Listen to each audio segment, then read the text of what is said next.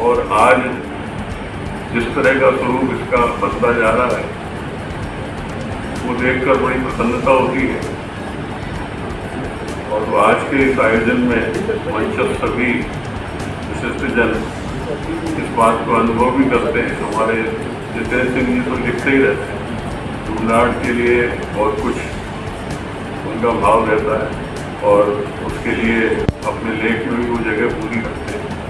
ये जब से मत्स्य क्षेत्र था और मत्स्य क्षेत्र के साथ साथ ढूंढाड़ एक अलग एक छोटा सा क्षेत्र, छोटा इसलिए कि मत्स्य के अंतर्गत ही और उसके बाद जैसा ऐतिहासिक रूप से आप लोगों को विदित हो कि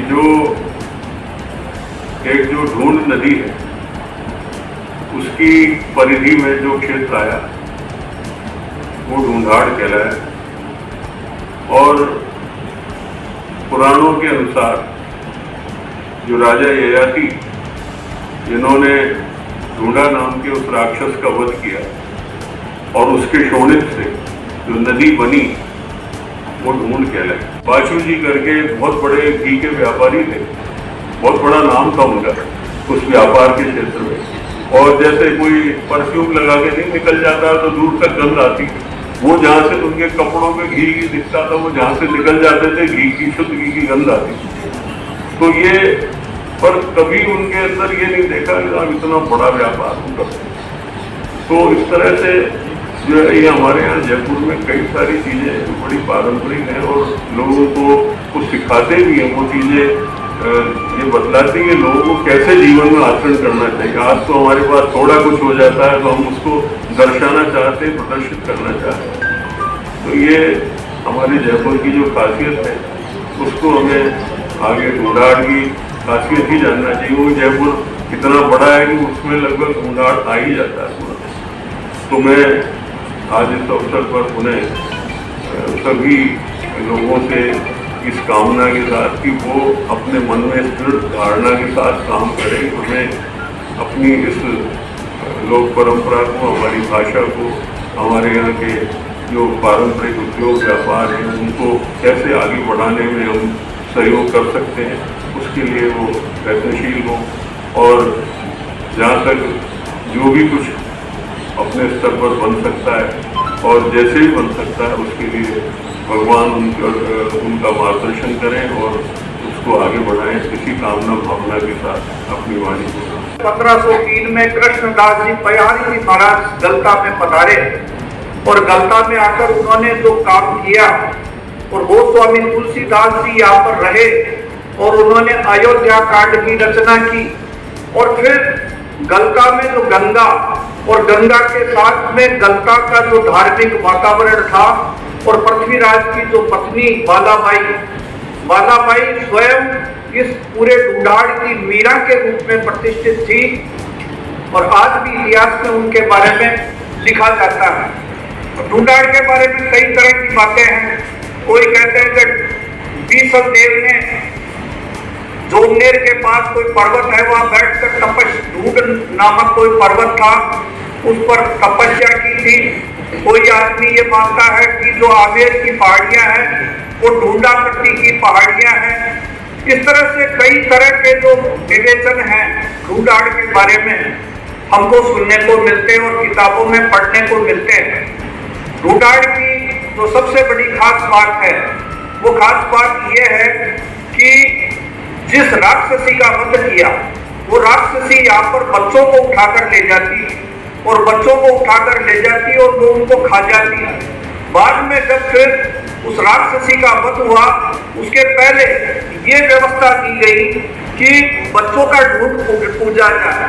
तो फिर होली के पहले बच्चों का ढूंढ पूजने की प्रथा हमारे यहाँ पर शुरू हुई।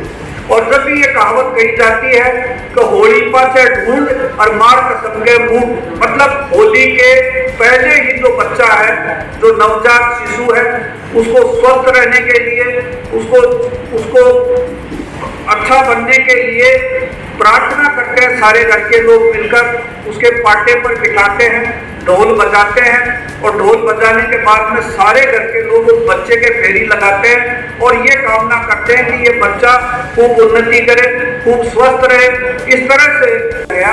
हमने गांव से पकड़कर महिला को लाए थे जो शुद्ध ढूंढाड़ी बोली बोलती है, और फिर उसका रिकॉर्ड करके कलकत्ता के म्यूजियम में रखा गया।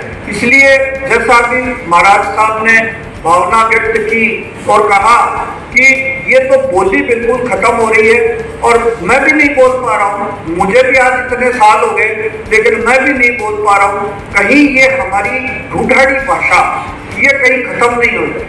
आज इतनी जो शांति मिलती है, अब एक देखिए आप कि यहाँ पर कितना संतोष मिलता है ढूंढाड़ी बोली से। अगर एक किसी घर में कोई महिला बार बार आदमी को कहती है, अजी सुनो जो गई कि बाई का क्यों फेरा करना चाहिए, कुछ करो ने कुछ इंतजाम। अरे भाई काई क्यों बोले यार, आपने तो गोविंद सारी चीज गोविंद के ऊपर डाल दी और गोविंद ही सारा काम, सबका काम संपन्न कर देते हैं। मतलब यहाँ का आदमी कितना मस्त है, यहाँ का आदमी कितना मस्त है और कितना वो है कि सब कुछ चीज वो भगवान पर छोड़ रखी है उसने, और वो ये मानता है कि मुझे कुछ नहीं करना, ये सारा गोविंद करेंगे, और वो भगवान उनका सबका बेड़ा पार भी करते हैं। जयपुर की जो स्थिति है, जयपुर के जो इतिहास है, उसके बारे में मैं पिछले 14 साल से लिख रहा हूँ। अभी पिछले दिनों मेरी किताब भी प्रकाशित हुई है, राजस्थान पत्रिका ने की है, मारो जयपुर न्यारो जयपुर। उसमें मैंने 250 के करीब लेखों का संकलन करके उसको छापा है। वैसे मैंने 1100 लेख जयपुर के ऊपर प्रकाशित किए। और अब आप देखिए कि जयपुर क्या चीज है। जयपुर जैसा शहर पूरी दुनिया में नहीं है, जयपुर जैसी सभ्यता कहीं पूरी दुनिया में नहीं है। जयपुर में सभी धर्मों के लोग रहते हैं और फिर भी कोई विवाद नहीं है, सब आपस में कितना स्नेह और प्रेम के साथ रहते हैं। यहाँ पर कोई जातिवाद का हिसाब नहीं है। यहाँ का लोग इतने शालीन लोग हैं। जैसे अभी राजरूप जी टाक साहब के बारे में बताया, मुझे भी कुछ ख्याल आता है। वो टोपी सी पहनते थे और बिल्कुल छोटे से कद के थे राजरूप जी टाक साहब, और वो मतलब बिल्कुल साधारण जीवन। यहाँ का आदमी कितना ही बड़ा करोड़पति हो जाओ, वो सड़क पर ही घूमता है। जब तक बड़े बड़े करोड़पति जब रामनिवास बाग के मेहंदी के कुएं से पानी लेने के लिए जाते थे जयपुर में, लोग पानी की व्यवस्था नहीं थी उस जमाने में, लोग अपने कंधे पर चढ़िया रख करके और रामनिवास बाग के मेहंदी के कुएं से अपने घरों में पानी लाते थे। न तो कोई ये था कि ये सेठ है और न ये कोई पता चलता था कि ये छोटा आदमी है। छोटे और बड़े दोनों का भेद इस ढूंढाड़ में पहले से भी नहीं था, आज भी नहीं है, और मैं समझता हूँ ऐसा भेद रहेगा भी। आज जयपुर जिस ढंग से प्रगति कर रहा है, 1902 में जब महाराजा माधो सिंह पहली बार कोई राजा था जो इंग्लैंड गया, और इंग्लैंड गए तो उन्होंने देखा भाई कुछ तो लेके जाए यहाँ से, तो एक कोई राम सिंह जी के जमाने की फोटोएं खींची हुई थी, वो ले गए और वो कुछ एक छोटा सा बुकलेट बना के ले गए। और वहां से जब आदमियों को वो बुकलेट मिला, वो हवा महल के फोटो देखे उन्होंने, तो एकदम से भीड़ बढ़ पड़ी और फिर कहा हवा महल देखो। और फिर आज तो हालत ये है कि शनिवार और वीरवार को बड़ी चौपड़ और छोटी चौपड़ के आसपास से अपन स्कूटर से निकलना मुश्किल हो जाता है। इतने यहाँ पर विदेशी पर्यटक आ गए, और उनकी ज्यादा तो खास रुचि क्या रहती है कि भाई हम गड़ी में घूमे।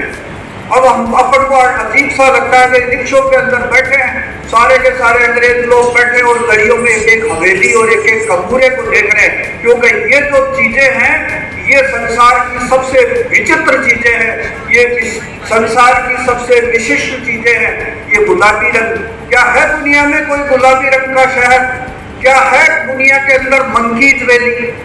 अब आप देखिए गलता जी है, उसका नाम पूरे वर्ल्ड में मंकीज वैली के नाम से फेमस हो गया। यहाँ पर कुछ अंग्रेज लोग आए होंगे किसी समय पर आए, तो वहाँ के जो शरीफ बंदर है उनसे उनकी मुलाकात हो गई, और आप जानते हो कि वहाँ का बंदर कोई अटैक नहीं करता। तो उन बंदरों को जब चने खिलाए किसी अंग्रेज ने और वो जब उसके कंधे पर बैठा और लाड गुलार किया, तो फिर उसने जाके इंग्लैंड में अपने पूरे खानदान को कहा कि वहां पर बंदर ऐसे हैं। तो वहां से जब लोग आए तो उन्होंने कहा हमको तो पहले मंकीज वैली दिखाओ, हमको हवा महल बाद में देखना है, पहले हमको मंकीज वैली दिखाओ। तो ये मंकीज वैली के नाम से गलता जी है, ये पूरा का पूरा गलता जी प्रसिद्ध हो गया। आज गलता जी के बराबर कोई धार्मिक पीठ अपने यहाँ पर है भी नहीं। आप अगर गलता जी के इतिहास को खंगालेंगे और आज हम देखेंगे कि यहाँ कितनी बड़ी तपस्या स्थली रही है, कितने कितने संतों ने यहाँ पर तपस्या की है। गंगा का यहाँ पर गंगा प्रवाहित की है जिन लोगों ने, आज गंगा के और उन जो स्थान थे उनको बचाने के लिए आप लोग कितना काम कर रहे हैं। बाढ़ आई थी 81 में तो फिर पूरा गलता घाटी पूरी बह गई थी, लेकिन जयपुर के लोगों का जज्बा इतना जोरदार था कि जो 81 की बाढ़ आई उसके बाद में गलता जी का जीर्णोद्धार इन्होंने किया। अब आप इन चीजों को देखिए कि गलता क्या है, ढूढ़ाड़ क्या है। ढूढ़ाड़ का जो मूल स्वरूप है वो जयपुर का गलता है। ढूढ़ाड़ का जो मूल स्वरूप है वो यहाँ पर सिसोदिया रानी का बाग।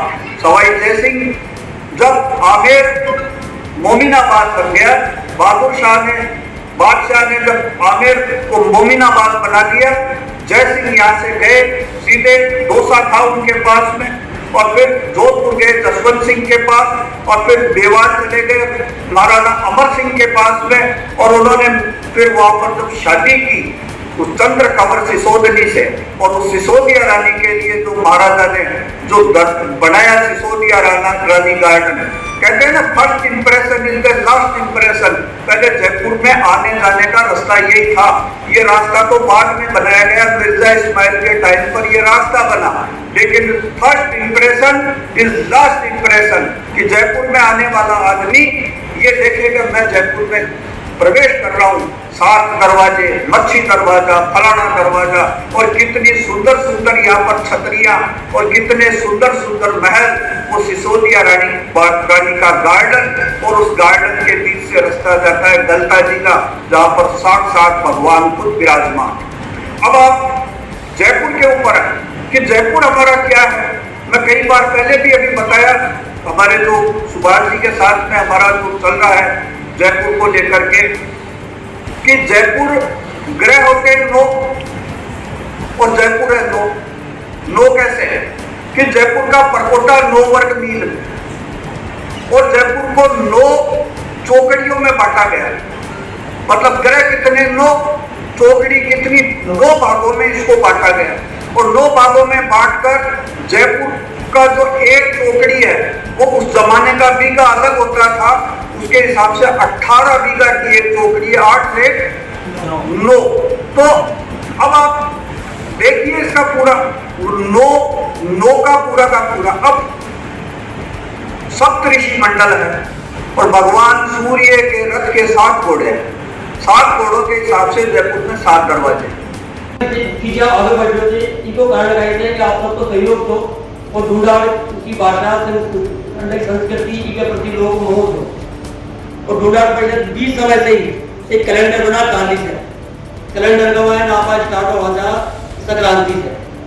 जयपुर का संक्रांति को जो उत्सव है बड़ा उत्साह से मना है, और ये खत्म न हुआ इससे कहते हैं कि अपन एक हर साल 13 जनवरी में ढूंढाड़ कोई अलग अलग जगह अलग अलग क्षेत्र का है एक पतंगबाजी को कार्यक्रम वहाँ पर आना है। दूसरा हमारा कार्यक्रम फिक्स है होली को, जो होली के 1-2 दिन पहले आप कोई भी बड़ी जगह जैसे ईपी में कर लिया, आप होटल हवेली में कर लिया, रॉयल हवेली में कर लिया, B5 में कर लिया, मालपुर में कर लिया। आप मध्य आनंद जी मेहरबान उपस्थित है, बस आग्रह है कि एक बार मंच में पधारे, और सुरेश जी मानगा से आग्रह है कि